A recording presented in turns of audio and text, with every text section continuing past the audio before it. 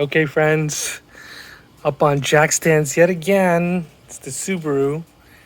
It hasn't been up on stands in a while because, well, I haven't really needed to do much. But today we're doing an oil change. It's around 5,000 miles. I've just hit my 60K. And, well, everything seems to be in order, fingers crossed.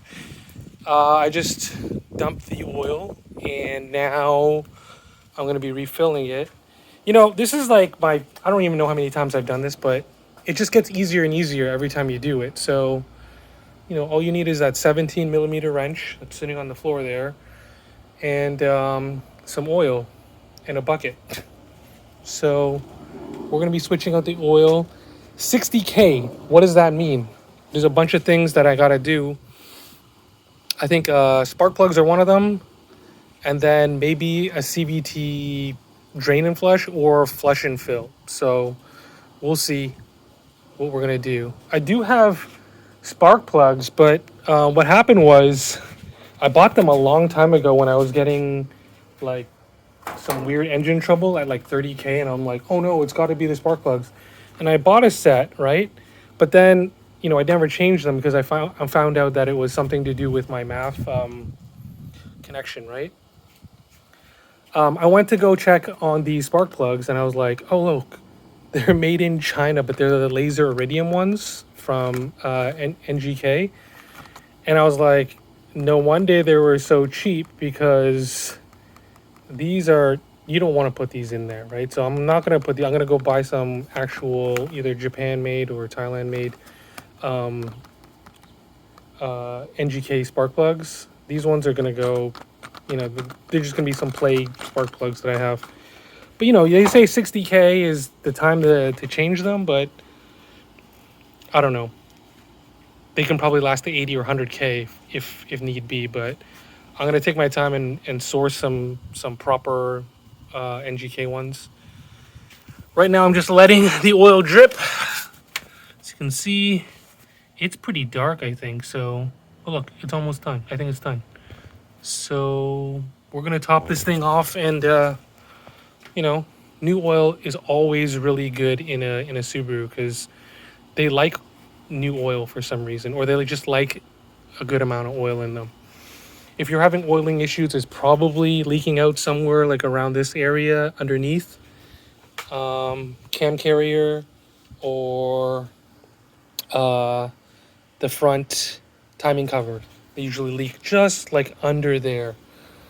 That's only if you press it really hard and or you overfill your oil, guys. So actually, when you overfill your oil, it comes out of the PCV and or the breather valve. So remember not to overfill your oil. And if you do, it's going to be coming out, through those two spots that I just mentioned, or through underneath, forcing it out. So don't overfill. It's a good idea to just let it drain a lot so that you get all the stuff. And this is the first time I've actually doing my oil kind of hot, right? I drove back from the store and I let it cool for about 15 or 20 minutes. And when I opened the drain valve, it just poured out like very, very, like kind of like water almost. And I'm using a 5W30. So typically when I, drain it, when it's cold, it's kind of thicker, right? But it's better when it's a little bit warm because then it just flows a little bit better. Anyway, we're going to be doing the oil change, and the car's been great. All right, general maintenance, 60K, and it's almost like 10 years old, so you can tell that I don't drive too much, but when I do drive, I drive it kind of hard, but it's okay. You can take it. Let's take a look at how dirty this oil is after 5K and my driving style. It's black, you can't really tell, but let's see. Ooh, that's pretty dark, right? At least I think it's pretty dark. So, yeah, it was about time. 17 mil, put it back on, it's closed. Just gonna fill it back up again. So, do I use any kind of special oil? No. I typically buy what's on sale either Castrol Edge or Pennzoil 5W30. And this was on sale for like $28 or something, $27, where the other Pennzoil was like 35. So I was like, what is going on? Both of them are good. A tier or tier 1 level. So, you know, put some good stuff in your car and it'll last. Dude, this oil is pretty dark considering that this stuff is kind of like the vegetable oil color, right? So, I don't know. I guess I beat my car. Or actually, you guys let me know. Is your oil this dark after 5,000 miles? Probably. So, anyway, maintenance done.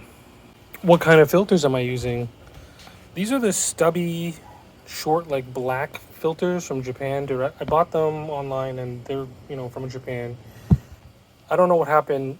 For a couple of years, the only thing you could find were those like blue Subaru ones. They're kind of cheap. But I specifically ordered these short stubbies for my Impreza. I don't know why, but I think, they're just made from Tokyo Roki. It's the same manufacturer that makes the Mazda filters as well. So I think that they're better, but they don't really cost that much more either.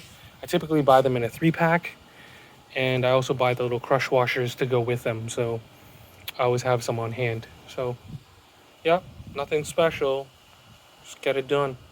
The other day, I cleaned out my air filter, and it's a cleanable one, the one that you can, instead of throwing them out, you can wash them. And I use OxyClean in a bucket, and I douse and dip the washable filter in there. And I gotta say, after about 6 months of not cleaning it, that water was pretty dirty. So I don't know. Maybe it's this LA air. It's just really gross. Like the oil's dirty. It's like, well, I was just pouring it out and it was black. I couldn't even see through it. So, and then the filter water was actually pretty dirty too. So those are the couple things that you got to do at around 60K. They say to do a brake fluid flush, but it's pretty dry here. I don't think I really need to. I might in the future, but it's not something that I'm going to rush to do. But once I get those spark plugs, I'm going to try tackling the spark plugs on my own. I think the only thing that I'm going to do at the dealership is the CVT fluid flush or drain and fill. The last time I got a drain and fill, because they said, oh, we don't do flushes. But the first time I got one at like 15K, for early preventative maintenance, and that costed quite a bit. But I had to ask the dealership to do it. At that time, yeah, it was pretty expensive because supposedly that CVT2 fluid is kind of expensive, and they use a lot of it for a flush, right? So drain and fill might be more economical, but yeah, I guess if you've flushed it once, it's fine, but we'll see. We'll see how much it costs the next time I'm at the dealership. But otherwise, yeah, this car, 60K, what do you need to do? Oil, filter, brake fluid, differentials, but I did those, a while ago, front and rear. And I think any other fluids? Maybe do the radiator fluid, maybe not. I think it's fine. My car's been doing pretty well. Oh, you know what? One thing that I found was my the seal here for the air conditioner, because I never use my AC, right? I always have my windows down. The one time that I tried to turn it on, I was like, how come it's not working? And I found out that there's no pressure in these lines because there was a leak. And when I was looking it up online, they were saying that a lot of problems with AC is that if you don't use them, the seals, they dry out and they kind of crack. And so there was one time in the winter when it was like super cold, I was like servicing the car and I saw that there was a little bit of, I guess, coolant around there, just like it was dried up. And I was like wondering what's going on. So when I I tightened it back down way back then. I never needed to turn on the AC, but this summer it's been pretty hot, and I tried to turn on my AC, and I noticed that it wasn't working. So I went and got some refrigerant and tried to add it here. As soon as I put it on, I could see a little bit of spray. You could hear the psss, right? So I know that that seal is busted. I'm gonna go and try to find some seals for that. I may as well replace this one too. So there's a high pressure and a low pressure line, and there's like little O-rings inside that you gotta replace. I might need to do a refrigerant evacuation, like pull out all the old stuff, but we'll find out once we get those new seals. What else is there to do on this car for maintenance? I don't know. I think it's all good. Anyway, that's the car right now, up on jack stands yet again. That oil change literally took less than 20 minutes. Huh.